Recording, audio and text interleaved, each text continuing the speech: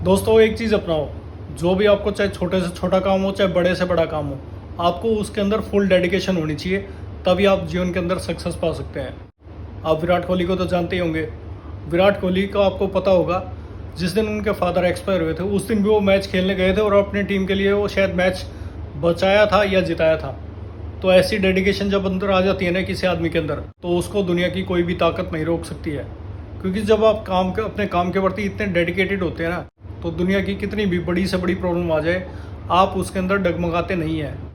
तो ऐसे लोगों से प्रेरित रहो दोस्तों, पूरे जोश के साथ। जो भी काम करना है, चाहे छोटे से छोटा चैप्टर भी कंप्लीट करना हो, उसको भी ऐसे करो कि मतलब कोई मात दे ही ना सके आपको।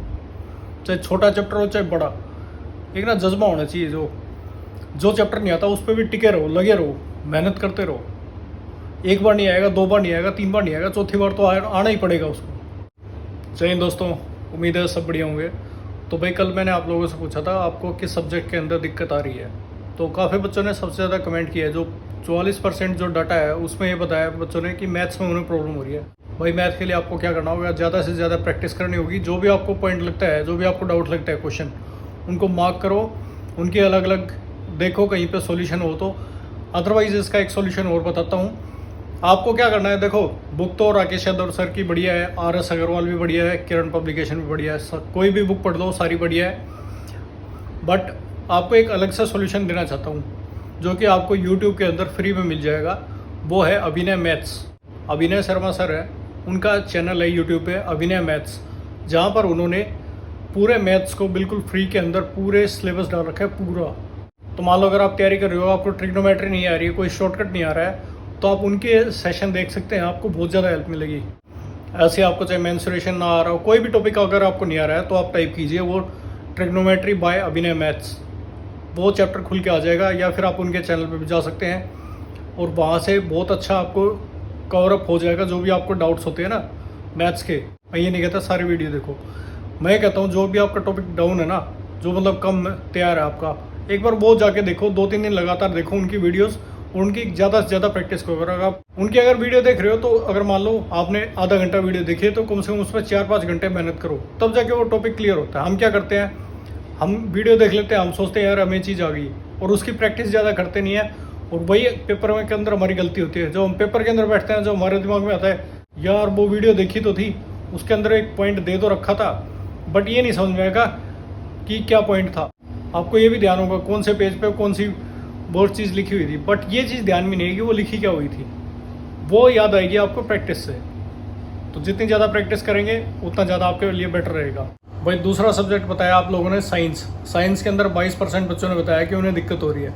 साइंस के लिए भाई आपको टाइम देना पड़ेगा, हर चीज़ पर टाइम देना पड़ेगा अगर आप साइंस तैयारी कर रहे हैं। यार सिंपल सी बात है, आप मैक्सिमम बच्चे इसमें 12वीं पास हैं या ग्रेजुएशन कर रखी है किसने, तो ज़्यादा से ज़्यादा आपको 2-3 साल हुए होंगे 12th छोड़े हुए, तो चीज़ें आपके दिमाग में होंगी बिल्कुल। जो आपने पढ़ रखा है 11th 12th के अंदर, 9th 10th के अंदर साइंस पढ़ रखी है, वो सारी आपके दिमाग में होगी। वो आपको खाली ब्रश अप करनी है। यानी कि अपनी किताब उठाओ, एक तो मान लो आपका सिलेबस है, मान लो AWO का, उसको जो पेज है ना नोटिस के अंदर, उस सिलेबस को एक प्रिंट आउट निकलवा लो और उस पेज को आगे रखो। उसमें देखो साइंस का कौन सा टॉपिक आपको पढ़ना है। आपने NCERT की बुक उठाई, ग्रेविटेशन चैप्टर देखा, ग्रेविटी का, वो ग्रेविटेशन चैप्टर पढ़ लिया, उसके एक एक पॉइंट जो मेन पॉइंट है ना वो सारे करो। उसमें लास्ट में जो एक्सरसाइज दे रखी है वो करो, और फिर साथ में लूसेंट की जो ऑब्जेक्टिव टाइप की बुक है उसके अंदर वो चैप्टर खोजो और उसके अंदर तैयार करो। ऐसे ही आपको जैसे मान लो साउंड का चैप्टर है, वो NCERT की बुक से पढ़ो, 9th में 11th में जिसके अंदर भी है उसको डीपली पढ़ो, एक एक लाइन को। ये मत सोचो कि कुछ समझ में नहीं आ रहा, पढ़ना कैसे होता है। दोस्तों साइंस में मान लो आप कोई चैप्टर पढ़ रहे हैं, मान लो साउंड का चैप्टर है, उसके अंदर 5 पेज है, तो आपको क्या करना है, पहले एक पेज पूरा पढ़ लिया, उसको सिंपल रीडिंग कर ली।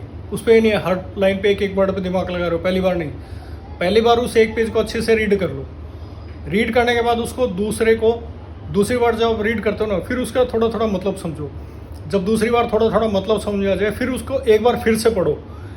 ये देखना पहली बार में जो आपको कुछ भी समझ में नहीं आया था, वो तीसरी बार के अंदर इतना अच्छा समझ में आ जाएगा कि आप देखते ही सारी चीज़ें समझ जाएंगे। और उसके अंदर इंपॉर्टेंट पॉइंट्स को नोट करो, मार्क करो और अपनी अलग कॉपी बना के उसमें नोट करो, और ऐसे ही आपको पूरा चैप्टर कवर हो जाएगा एक ही दिन के अंदर, और इसके आपके बहुत अच्छे नोट्स बन जाएंगे।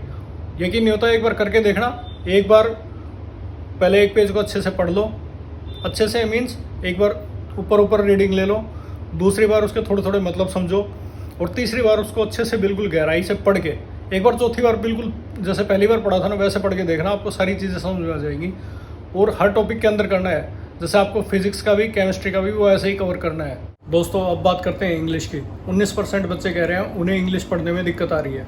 इंग्लिश की तैयारी करने के लिए दोस्तों अभी भी 2 महीने बचे हैं। आप इन 2 महीने के अंदर भी अपनी इंग्लिश बहुत बढ़िया कर सकते हैं। पहली बात तो भाई एक इंग्लिश का न्यूज़पेपर डेली रीड करो, चाहे 2 पैराग्राफ करो चाहे 4 पैराग्राफ करो, आपको डेली इंग्लिश के न्यूज़पेपर की रीडिंग करनी है, ये मस्ट है।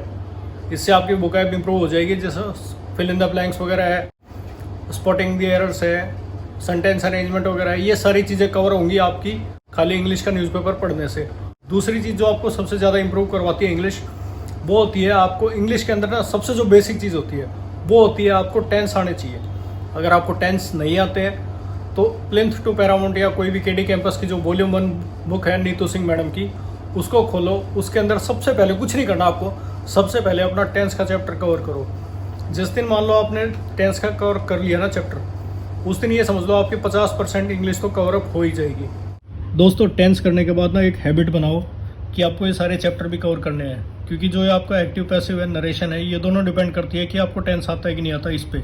अगर आपको टेंस आता है तो आप ये दोनों चीज़ें अच्छे से कवर कर सकते हैं। उसके बाद जो आपके वर्ब है, सब्जेक्ट वर्ब एग्रीमेंट है, कंडीशनल सेंटेंस है, ये सारे चैप्टर आपको धीरे धीरे कवर करने हैं। अब बात करते हैं ये चैप्टर कवर करने के साथ साथ आपको एक हैबिट बनानी पड़ेगी। डेली कम से कम 50 idiom phrase, 50 one word substitution, 50 synonyms वगैरह, 50 नहीं कर सकते तो डेली कम से कम 20 या 30 तो याद कीजिए। वोकेबलरी के वर्ड हैं, ये वर्ड है, वर्ड्स ऑफन कंफ्यूज्ड, ये सारी चीज़ें आपको कवर करनी पड़ेगी, तब जाके आपका बेस मजबूत बनेगा और आपको इंग्लिश के अंदर दिक्कत नहीं आएगी।